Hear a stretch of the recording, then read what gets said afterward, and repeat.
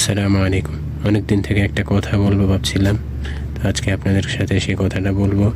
আশা করি আপনারা শুনবেন এবং বুঝবেন। বর্তমানে এমন একটা যুগ চলতেছে যেখানে মানুষ দুর্বল কাউকে পেলে এই দুর্বলতার সুযোগ উঠিয়ে ফেলে। এই দুর্বলতার মধ্যে হয়তো আমাদের প্রবাসী ভাইরা একটু বেশি ক্ষতিগ্রস্ত আছেন। এই ভাইগুলো কেউ দিনে তো কেউ রাতে কাজ করে, কাজে গেলেও যে তাদের সাথে অতটা ভালো ব্যবহার করা হয় এমন না। আমি দেখেছিলাম এমনও যে আমাদের প্রবাসী এই ভাইগুলোর সাথে যে কতটা খারাপ ব্যবহার করা হয় কাজের মতো, তা আসলে আপনাদের হয়তো কল্পনারও বাহিরে। আসলে পুরুষ মানুষ হইতে যেহেতু জন্ম নিয়েছে, তো সেহেতু কষ্ট তো করতেই হবে, কিন্তু এখানে মানসিক কষ্টটা আসলে বেশিই থাকে। একটা ফ্যামিলি ছাড়া, একটা নিজের বউ বাচ্চা ছাড়া প্রবাস জীবনে থাকাটা যে কতটুকু কষ্টকর, একটা প্রবাসী ভাই সেটা বলতে পারবে। দিন শেষে যখন তারা এই ভাইগুলো যখন তারা প্ল্যান করে যে দেশে যাবে বা কোনো একটা কিছু করবে, দেশে চলে যাবে, তখন দেখা যায় অনেক ক্ষতিগ্রস্ত জিনিসও দেখা যায়।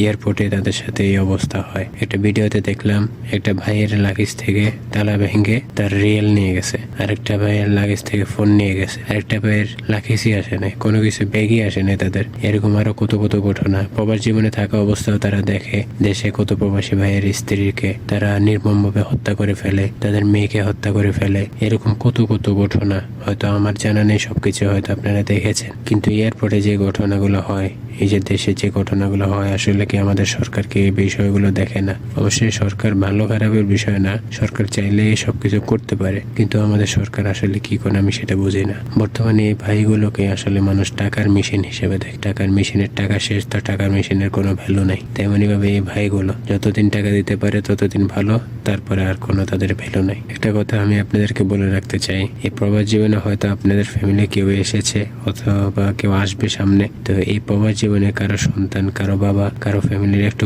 সন্তান থাকে এখানে, আদরের সন্তানরা থাকে এখানে। তাদের প্রতি একটু দয়াশীল হন, একটু নম্রতা থাকেন। দিন শেষে ভাই তারাও তো মানুষ। আশা করি আপনারা বিষয়গুলো বুঝতে পেরেছেন। আমার ফার্স্ট ভিডিও হিসেবে খুব দুঃখের সহিত ভিডিওটা বানালাম। যদি কোনো ভুল ত্রুটি হয় অবশ্যই আমাকে ক্ষমা করে দেবেন। ধন্যবাদ আমাকে এতটুকু সময় দেওয়ার জন্য এবং আমার কথাটা শোনার জন্য। আশা করি আপনারা এগুলো বুঝবেন এবং মানবেন। দোয়া চাই। আসসালামু আলাইকুম ওয়া রাহমাতুল্লাহি ওয়া বারাকাতুহু।